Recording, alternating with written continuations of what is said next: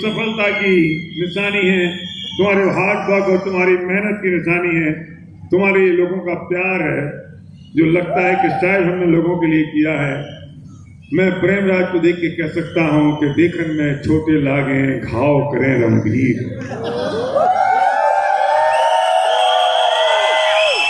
एक आदमी चाल में, हरावी की चाल में रहता हुआ, किस जगह की चाल में? कलवा की चाल में रहता हुआ आइसक्रीम बेचता हुआ, आइसक्रीम बेचता हुआ, और आज लाखों दिलों का अजीत बन जाए। इसे कहते हैं कि ordinary person can become extraordinary.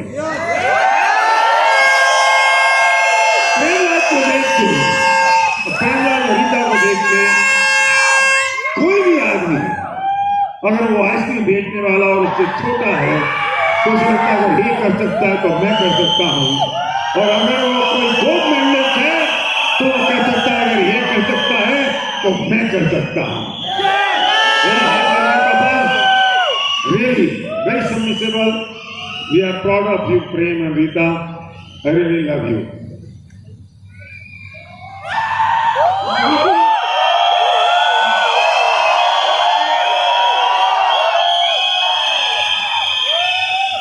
बहुत ही मिलनसार, सबके साथ मिल करके रहने का नेचर जो इन लोगों का है, उसकी वजह से आज यहाँ पर है और सबको हंसाते रहते हैं, सबके साथ मिल जाते हैं। ऐसे पता ही नहीं चलता है कि कभी पहले से पिछड़े हुए थे हम।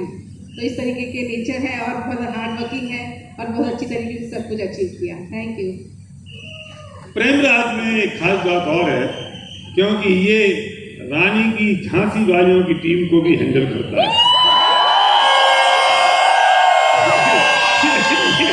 ये उसके एक्स्ट्रा कोड है।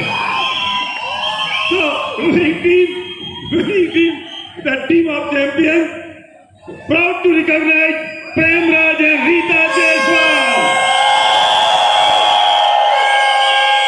Double universal crown. A true achievement is not an achievement of oneself, one an achievement of the life touched during the journey of her own destiny. You have proven to be a champion. We are proud of your accomplishment. We love you. Winning team 2022.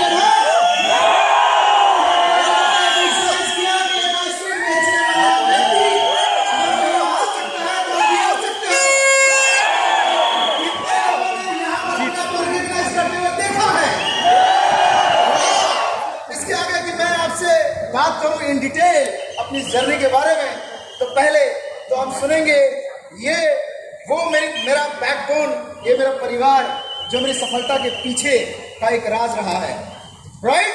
तो पहले सुनेंगे हमारे इन दो बच्चों को जिनके कारण motivation मिला, यही कारण बने और मैं यहाँ पर आज खड़ा हूँ।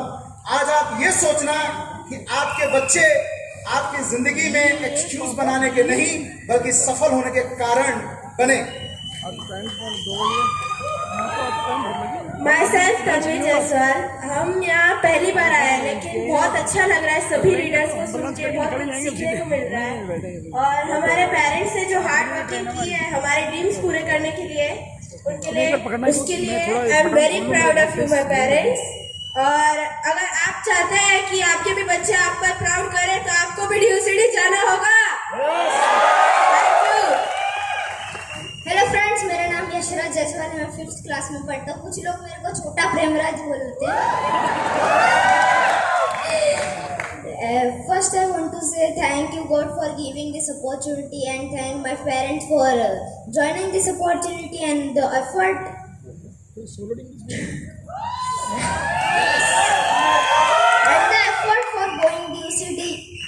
और मैं अभी मेरे पेरेंट्स पे बहुत प्राउड करता हूँ।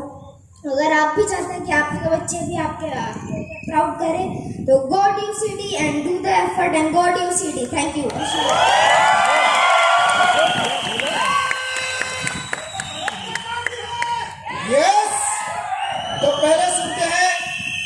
हमारे बिजनेस में हमारी सफलता की जो बैकबोन है, यानी जो कारण है, रीता जायसवाल जी को।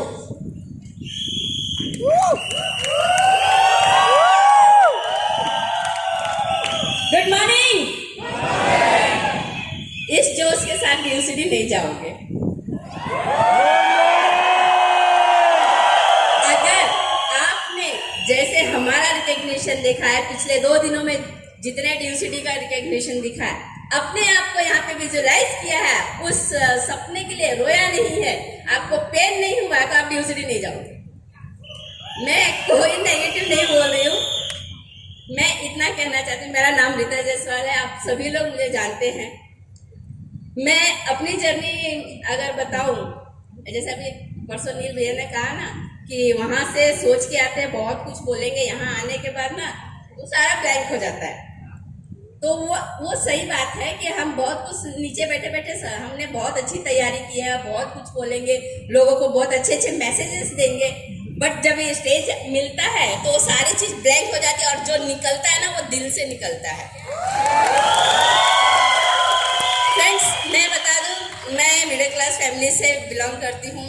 4 भाई बहन थे, नॉर्मल फैमिली थी, कोई टेंशन नहीं था, कोई इशू नहीं था। पापा रेलवे में सर्विस करते थे, तो हमें कोई मतलब चैलेंजेस क्या होते हैं लाइफ में पता नहीं था। कुछ चैलेंजेस आए थे, बट वो मम्मी पापा होते हैं ना, तो बच्चों तक पहुँचने नहीं देते हैं, है ना। तो उन चैलेंजेस का पता नहीं था। और सपने मेरे भी बहुत, मतलब सपने क्या, मतलब चाहत थी थोड़ी कि मतलब एक अच्छा फैमिली मिलेगी, अच्छा हस्बैंड मिलेगा, अच्छा घर होगा। हर लेडीज के सपने होते हैं शादी से पहले, और शादी के बाद वो सपने जब सच में मतलब जब सामने आता, समझ में आता वो सपना क्या था और हमारी लाइफ, रियल लाइफ जिंदगी क्या है। मैं बोलूँ, मैं जब, मेरे भी वही सपने थे, और जब मैं छोटी थी तो मैं एक चीज हमेशा सोचती थी। जब मैं टेरिस पे जाती थी तो फ्लाइट देखते थे, जहाज, तो मुझे लगता था ना इसमें बहुत बड़े बड़े लोग जाते होंगे, जिनके पास बहुत पैसा है, बहुत अच्छे अच्छे मतलब रईस लोग जाते हैं, करोड़पति लोग। मुझे नहीं पता था उसमें एक आम इंसान भी मेहनत करके जा सकता है। तो मेरा वो सपना या बोलो या चाहत बोलो, जो भी बोलो, वो था कि मैं एक दिन जहाज में सफर करूंगी, जरा उसका फीलिंग लेना चाहती थी। तो जब मैं शादी करके आई तो समझ में आया रियल लाइफ क्या है, कि हस्बैंड मतलब माँ बाप ने देखा लड़का अच्छा है, बैंक में जॉब करता है, तो मेरी बेटी को खुश रखेगा। और उस दौरान मेरा जॉब का भी ऑफर आया था रेलवे में, पापा रेलवे में थे, भाई रेलवे में था, तो मुझे ऑफर आया था कि तू अगर रनिंग क्रॉस कर लेगी ना, तुझे रेलवे में जॉब लग जाएगा। तो मैं रेडी थी, बट शादी तय हो गई थी, तो पूछना जरूरी है कि इन लॉज क्या चाहते हैं, फैमिली क्या चाहती है। तो उधर से पता चला कि आपको जॉब नहीं करना है, हम खिलाएंगे, जैसे भी खिलाना है, चाहे मांग के खिलाएंगे, चाहे कैसे भी खिलाना है, आपको हम पालेंगे। तो वो जॉब की अपॉर्चुनिटी गई, बोली चलो ठीक है ना, जहाँ जाना है जिंदगी वही गुजारनी, वही गांव वाली सोच। तो उस मेंटेलिटी से मैंने जॉब का ख्याल छोड़ दिया। जब शादी करके आई तो जॉइंट फैमिली में अभी भी रहते हैं, कोई टेंशन नहीं है। ससुर जी जॉब करते थे, देवर जॉब करते थे, हस्बैंड जॉब करते थे। सुबह 4 बजे उठती थी, तीनों जन के टिफिन बनाती थी, तीनों को 8 बजे तक विदा करती थी। उसके बाद मेरा जॉब चालू होता था घर के काम। उस दौरान मेरे 2 बच्चे हुए, उनके भी परवरिश। लेकिन जब मेरी शादी हुई थी ना, तो 2008 में दिसंबर में इन्होंने एक फॉर्म मुझे साइन करवाया। मैंने पूछा नहीं क्या फॉर्म है क्या नहीं है, मैंने उससे, मैं बोली किस चीज का है, चलो मैं साइन कर ही देती हूँ, जो भी करोगे आप अच्छा करोगे। फेथ पूरा था, अभी भी है, कोई इशू नहीं है। तो उस फॉर्म को साइन किया, बाद में पता चला वो गोरवाली कंपनी का फॉर्म था। मैं नाम नहीं लूंगी क्योंकि नाम लेने से, वो गोरवाली कंपनी का फॉर्म साइन अप किया। उसके बाद में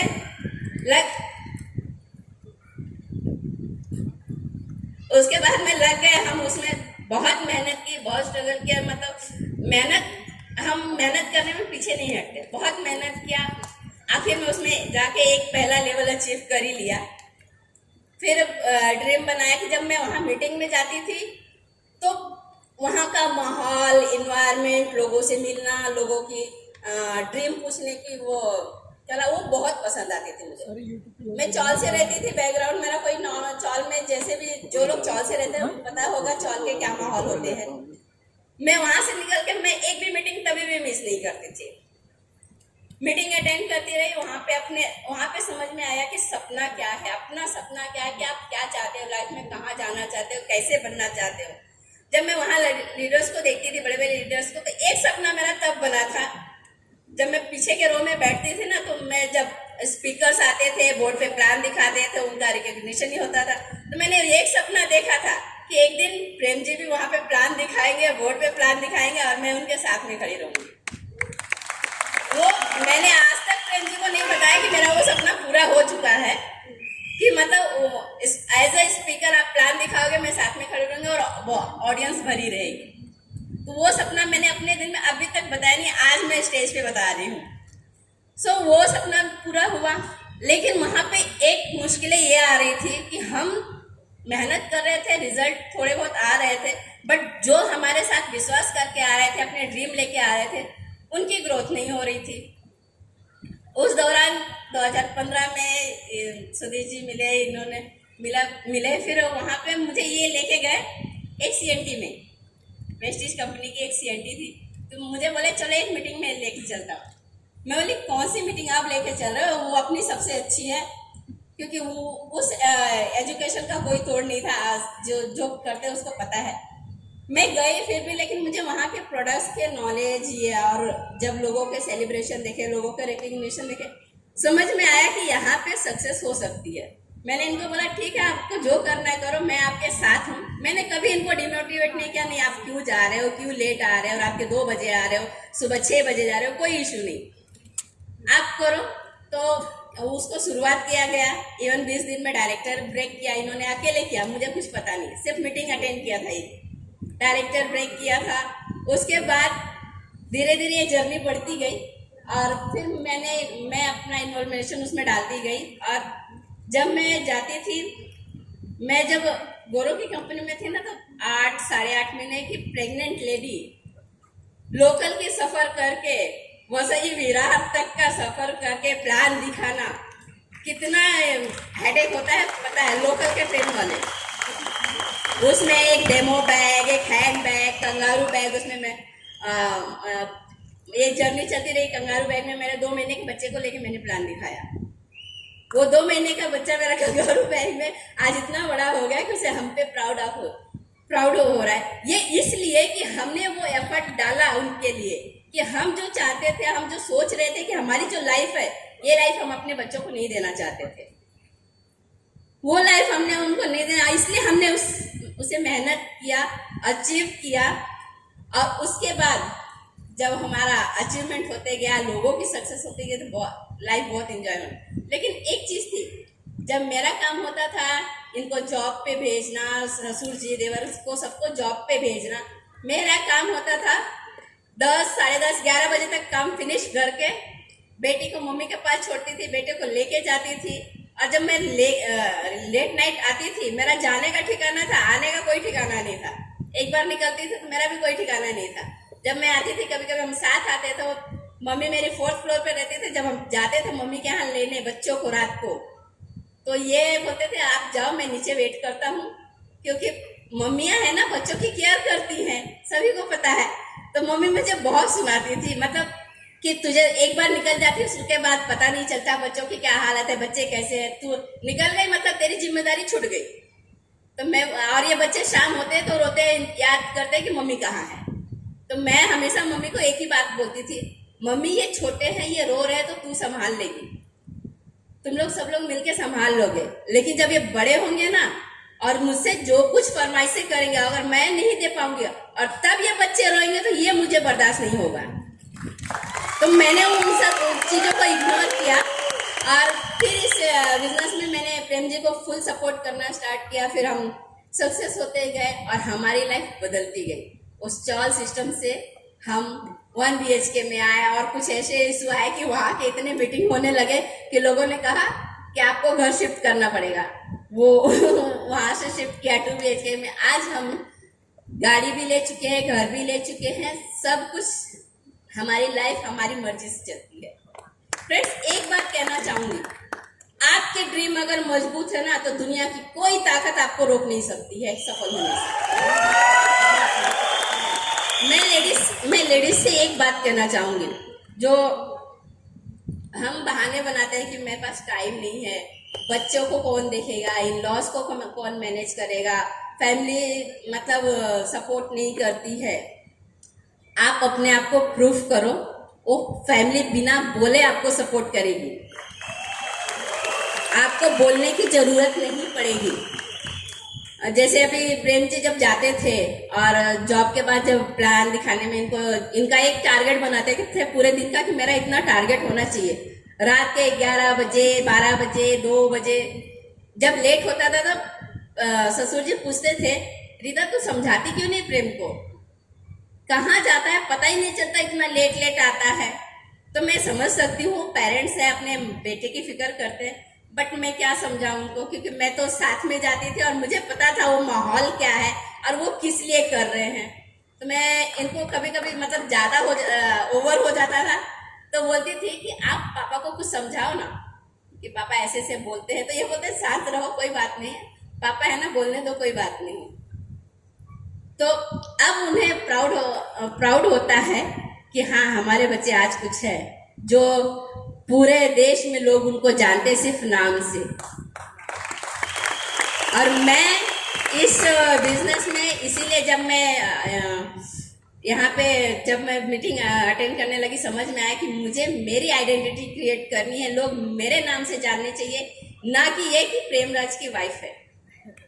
तो आज मेरे नाम से लोग मुझे जानते हैं कि रीता जायसवाल कोई है जो लोगों की हेल्प करती है, लोगों को अपॉर्चुनिटी शेयर करती है और जिससे उनकी लाइफ बदलती है। एक बात और कहूंगी कि मतलब आज हम जो भी लाइफ जीते हैं, और मैं उसका तहे दिल से शुक्रिया अदा करना चाहती हूँ वेस्टीज और विनिंग टीम फैमिली का। जैसे हमने सभी ने कल रात को देखा, वेस्टीज विनिंग टीम का स्टाफ माइंड ब्लोइंग, हम जितना सैल्यूट करें कम है। कल उन्होंने अपनी परवाह ना करते हुए सभी को अपने अपने घर पहुंचाया। सभी को पहुंचाने के बाद जो जहां है वहां अटेंड करने के बाद सोचो वो कितने बजे फ्री हुए होंगे और आज कितने बजे वो जग के यहाँ पे रेडी हो, आपसे पहले रेडी होके पहुंचे हैं। तो हम ब्लेस्ड हैं कि ऐसे सिस्टम में है, ऐसी टीम के साथ में है, और यहाँ पे जो कोई 100% सिस्टम फॉलो करेगा, टूल्स फॉलो करेगा, उसकी सक्सेस निश्चित है, वो तय है। जैसे सर ने सुबह बोला ना, वो तो तय है। प्रोसीजर आपको करना है, सफल कैसे होना है, फास्ट चलना है, स्लो चलना है, तो ये आप पे डिपेंड है। और अगर आप लोगों ने सपने आज बनाया ना कि ये यूसीडी का मंच आपके लिए है, तो रियल में ये तय है और आप एक दिन सफल होकर यहाँ आ सकते हो और अपने आप को प्रूफ करके दिखा सकते हो। Thank you so much. Thank you. आवाज तो चाहिए। ग्रेट। हमारा टाइम अब थोड़ा सा है, बट जरूर बोलेंगे।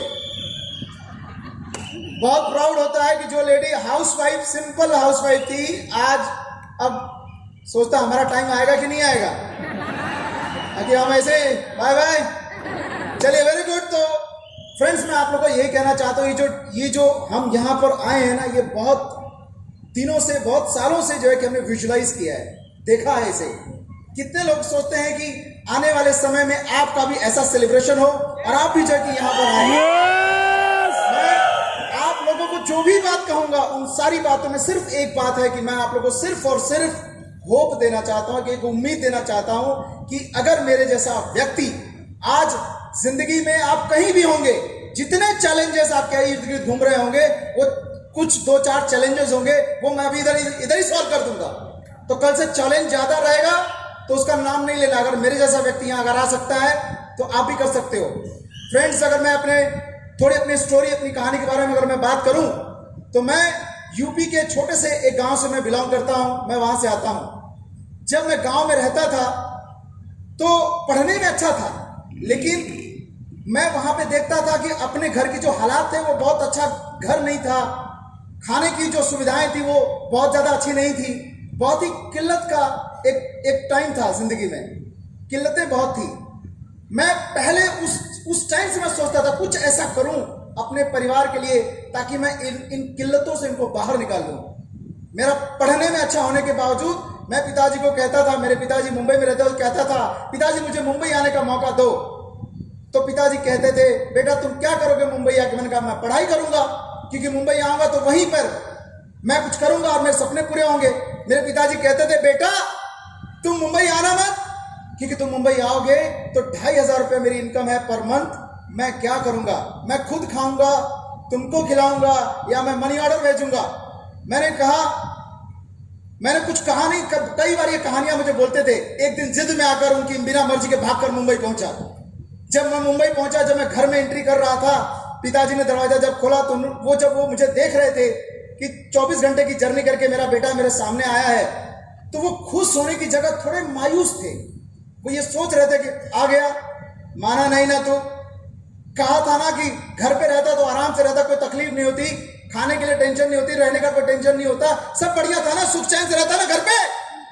तो मैं कहता था क्या करूं, मेरा मन ही नहीं लगता। सुख चैन की ठंडी छांव तले मुश्किल है यार बसर मेरा। मैं सुख चैन की ठंडी छांव तले मुश्किल है यार बसर मेरा। महलों में कबूतर रहते हैं, मैं बाजू पर्वत है घर मेरा। यानी स्ट्रगल मेरा घर है। मैं लड़ना चाहता था, मैं बस बैठे नहीं रहना चाहता था। पिताजी बोले ठीक है, अब आ गया, अब तो भगा तो नहीं सकते बेटा है। और वहां से मेरी जर्नी शुरुआत हुई। अब ये था कि मुझे एडमिशन कराना था। एडमिशन कराने के लिए मेरे कोई भी सोर्स नहीं था, कोई कनेक्टिविटी किसी से थी नहीं कि मैं किसी को कहता मेरा एडमिशन करा दो मुंबई में। पिताजी जा नहीं सकते थे। तो मैं अपने जुगाड़ से जैसे जैसे हो सके मैं 16 कॉलेज गया, और 16 कॉलेज जाने के बाद मुझे यह पता चला कि मेरा एडमिशन हो नहीं सकता, क्योंकि मैं काफी लेट हूं। 2 महीना पढ़ाई जा चुकी है। मुझे लगा कि ये साल खत्म हो जाएगा, शायद मैं आगे पढ़ पाऊंगा कि नहीं पढ़ पाऊंगा, पता नहीं। एक और स्कूल के कॉलेज के बारे में पता चला कि यहाँ पे एडमिशन हो जाएगा। मैं वहां गया और मैंने सारी बातें करी, और उन्होंने कहा यस आपका एडमिशन हो जाएगा। मेरे जो प्रिंसिपल थे उन्होंने कहा आपका एडमिशन हो जाएगा। मैंने कहा तो फिर कर लीजिए। उन्होंने कहा 25,000 डोनेशन लगेगा। जस्ट सोचिए कि पैसा था नहीं, पिताजी की 2,500 की इनकम और 25,000 का डोनेशन मैं कहां से देता। मैं जानता था कि वो मेरा एडमिशन कराना नहीं चाहते थे, शायद उन्होंने इसीलिए 25,000 मांगा होगा। मैं बहुत मिन्नतें किया, लेकिन उन्होंने मुझे निकाल दिया, जाओ नहीं होगा एडमिशन। मैं निकल तो गया, लेकिन जहां मैं रहता था, जिस चौल में जहां पे, वहां से एक रोड गुजरता था, और उसी रोड से उस प्रिंसिपल की गाड़ी जाती थी। और एक दिन मैंने देखा कि उनकी गाड़ी जो है कि वहां खड़ी है, जा रही है। अचानक मेरे मन में बिना कुछ विचार उनकी गाड़ी के सामने खड़ा हो गया। और खड़ा होने के बाद जब कोई गाड़ी के सामने खड़ा हो जाता है तो कितनी अच्छी अच्छी बातें दिमाग में आती है ना। तो उन्होंने बहुत अच्छी अच्छी बातें पहले सुनाई, फिर उन्होंने रीजन पूछा क्यों गाड़ी के आगे खड़ा होने का क्या रीजन है। मैंने कहा सर मेरा एडमिशन करा लो। बोला एडमिशन कराना है, ये कोई जगह है? मैंने कहा सर आया तो था, स्कूल कॉलेज आया था, लेकिन आपने 25,000 डोनेशन मांगा, तो ठीक है दे दे, तेरा एडमिशन हो जाएगा। मैंने कहा सर अगर होता तो मैं तभी दे दिया होता, नहीं है प्लीज करा लीजिए। उसने एक न सुनी, और उन्होंने वो अपनी गाड़ी चला के चले गए, डांट फटकार के मैं चला गया। ऐसा करते हुए मेरे पास कोई रास्ता नहीं था कि मैं क्या करूं, किससे कहूं, किससे पैसे लूं, क्या करूं मेरा एडमिशन कराने के लिए। 5 बार खड़ा हुआ था उनकी गाड़ी के सामने। कितनी बार? 5 टाइम मेरा प्रिंसिपल जीत जाता था और मैं हार जाता था। 6वीं बार मैं देखा कि एक बड़े से सिग्नल पे गाड़ी खड़ी है, और मैं लगा कि अब तो प्रेशर मेरे प्रिंसिपल पे ज्यादा पड़ेगा। अब खड़ा हो जाता हूं, क्योंकि ये जहां खड़ा है उसके पीछे हजारों गाड़ियां खड़ी हैं। जैसे ही खड़ा हुआ, फिर जब उसने देख लिया, उसने समझ लिया कि अब ये हटेगा नहीं जल्दी, फिर उन्होंने बुलाया। इस बार उन्होंने प्रवचन नहीं दिया, कुछ गलत नहीं बोला, वो बोला इधर आ। तो मैं गया, कांच नीचे के, उन्होंने कहा क्यों इधर बार बार तुम खड़े होते? मैंने कहा एडमिशन करा लो। कैसे नहीं खड़ा होगा? बोला ठीक है तो कॉलेज में आ जा। जैसे कॉलेज में जब मैं गया तो उन्होंने मैनेजमेंट से बात किया कि बंदे का एडमिशन करा लो, कोई 1 रुपया फीस मत लेना। अब मुझे बताइए कि मुंबई जैसे शहर में जहां कुछ भी नहीं था, वहां पर मैंने अपना एडमिशन बिना 1 रुपया खर्चा किए भी करवाने में सफल हुआ कि नहीं? क्यों? क्योंकि जिंदगी में एक चीज थी, जिद। ऐसे ही लाइफ में जब भी कोई सपना लेंगे, कोई ड्रीम लेंगे, कुछ लक्ष्य लेंगे, जरूरी नहीं कि पहली बार में ही आप सफल हो जाएंगे।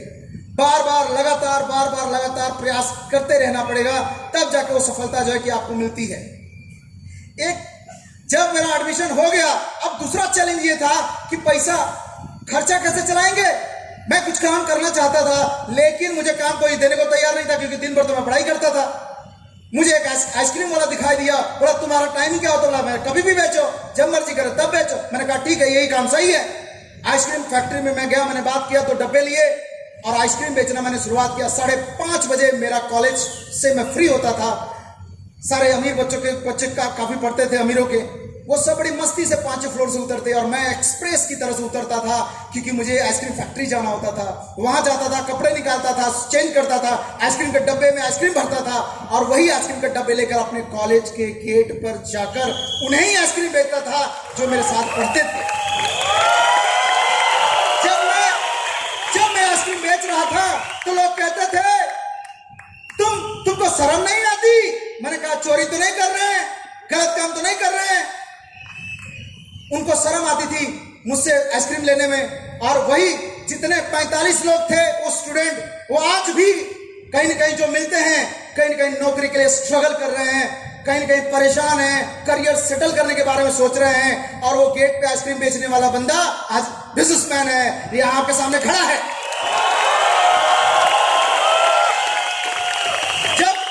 जब ये दौर चल रहा था तो मैं आइसक्रीम के डब्बे लेकर जब कहीं गली मोहल्ले में जब मैं जाता था, जोर जोर से चिल्लाता था, केसर बादाम पिस्ता ले लो, केसर बादाम पिस्ता ले लो। कई बार लोग बुलाते हैं इधर, तो मुझे लगता था ज्यादा लेगा आइसक्रीम।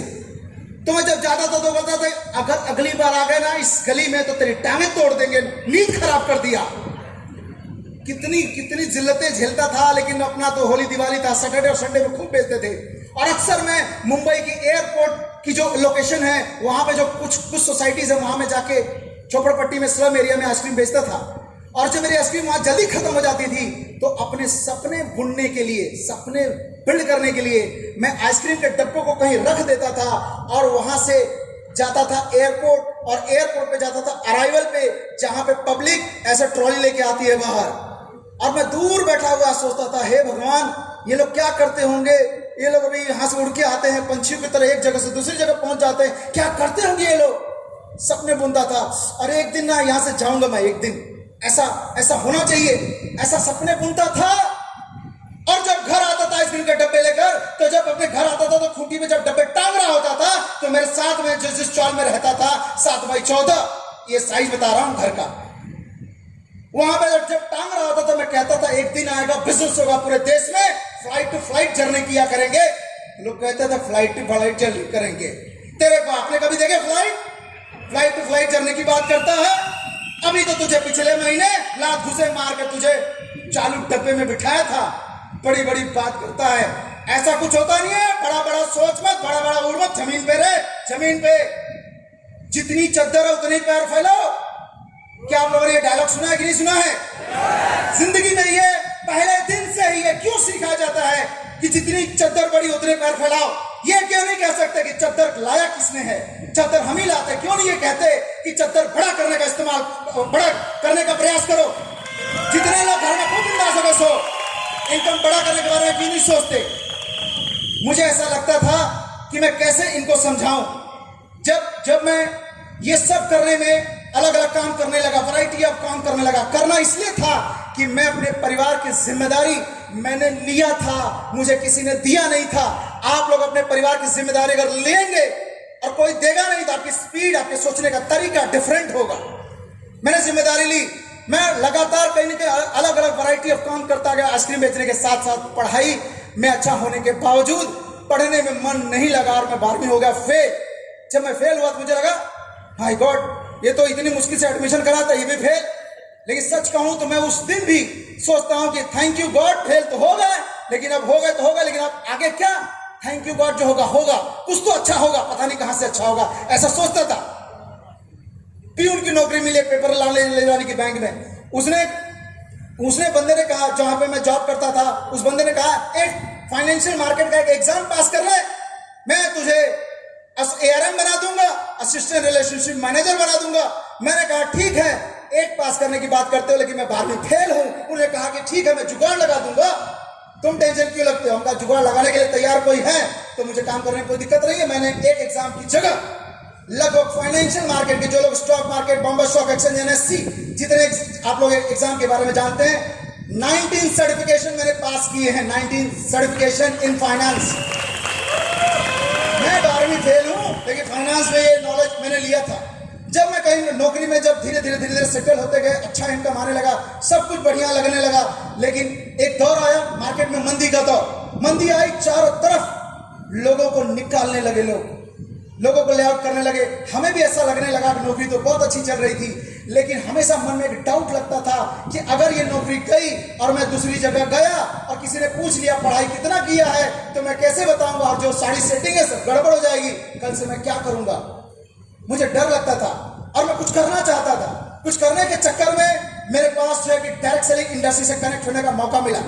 डायरेक्ट सेलिंग इंडस्ट्री को जब मैं कनेक्ट हुआ तो मेरा सबसे पहला चीज मुझे पॉजिटिव लगा, वो ये लगा कि ये एक ऐसी इंडस्ट्री है जहां पर मैं अपनी मर्जी का मालिक बन सकता हूं, अपनी मर्जी से काम कर सकता हूं। यहाँ पे मेरा कोई बॉस नहीं है, यहाँ पे जितना चाहे उतना मैं अपनी जिंदगी से अब जैसा चाहे वैसा बना सकता हूं। इसलिए मैंने काम करना शुरुआत किया। कुछ साल बीतने के बाद मुझे ऐसा लगा कि यहाँ पे सपने पूरे नहीं होंगे। सन 2015 में मुझे सुधीर सिंह ने मुझे बताया वेस्टीज के बारे में। सच कहूं तो वेस्टीज को सुनने के बाद मुझे कतई यकीन नहीं था कि वेस्टीज में इतना पोटेंशियल होगा, मेरे सपने पूरे होंगे। 3 महीना स्टडी करने के बाद मुझे ऐसा लगा कि वेस्टीज में हजारों लोगों के सपने पूरे होते थे, अपने क्यों नहीं पूरे होंगे, अपने क्यों नहीं पूरे होंगे। मैंने काम करना शुरुआत किया, मात्र 3 महीने बाद काम करना शुरुआत किया। बहुत सारे लोग जो है उनके काम तो चालू तो कर देते हैं, लेकिन काम करते नहीं है। 3 महीने काम किया, 3 महीने मेरी इनकम 50,000 से ज्यादा थी, 50,000 रुपीज पर मंथ। 50,000 से ज्यादा इनकम हुई, जो कि मेरी सैलरी से ज्यादा थी। मैंने कुछ 2 महीने के बाद अपनी नौकरी हमेशा के लिए छोड़ने का निर्णय लिया। अरे आप लोगों को कैसा लग रहा होगा कि ये 3 महीने में फटाक से चले गए, बड़ा आसान था, रसगुल्ला सौदा डाल दिया, ऐसा था नहीं। जब मैंने बिजनेस को शुरुआत किया, अपने जो सगे संबंधी थे उनको बताने गया, कोई माना ही नहीं। ऐसे पैसा थोड़ी आता है। अपने जो लोग